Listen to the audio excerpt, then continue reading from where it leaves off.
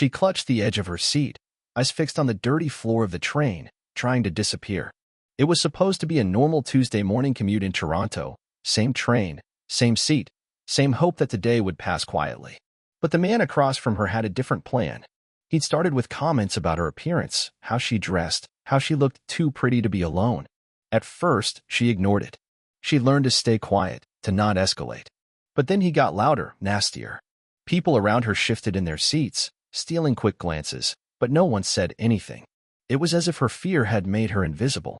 And then, a voice cut through the car like a thunderclap. "That's enough." Everyone looked up. A tall man with a little girl clinging to his hand stood from across the aisle. His jacket was half off, probably from getting her snack or tying her scarf. He looked like he hadn't slept well in days. But the moment he saw the fear in the young woman's eyes, something in him snapped. "Leave her alone," he said again, his voice low but firm. The harasser laughed. "Mind your business, man." "She is my business now," the man replied, stepping between them. For a moment, time froze. The harasser, stunned that someone had actually stood up, stumbled backward as other passengers began to pay attention. A couple even reached for their phones. The man backed off, muttering under his breath as he changed cars at the next stop. The woman was trembling. She didn't say much, just nodded, eyes full of gratitude and tears she was trying to hold back. "Are you okay?" the man asked gently, kneeling down so he wasn't towering over her.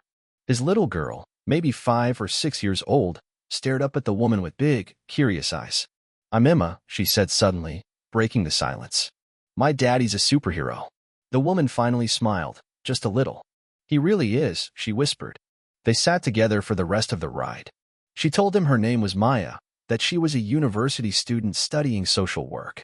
She'd been taking that same train every day for months, and this wasn't the first time something like this had happened. "But no one's ever said anything before," she admitted, wiping her eyes.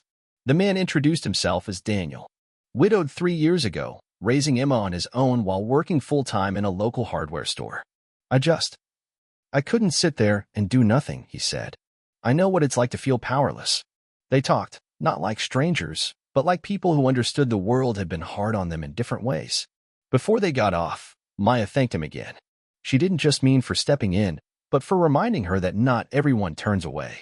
The next day, she waited on the platform earlier than usual, heart racing a little, hoping to see them again. When she did, she ran up to Emma first, kneeling down and handing her a tiny wrapped box. Inside was a simple keychain shaped like a superhero mask.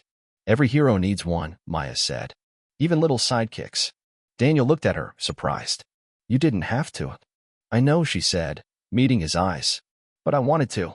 You changed something in me yesterday." Over the weeks, the three of them started sharing the morning ride. Daniel would bring coffee, Maya brought snacks. Emma called her Miss Maya and sat between them like they'd always been a team. One morning, Maya stood up in front of a different man on the train. This time, it was an elderly rider struggling with his bag. She helped without thinking. Daniel watched her with a quiet smile.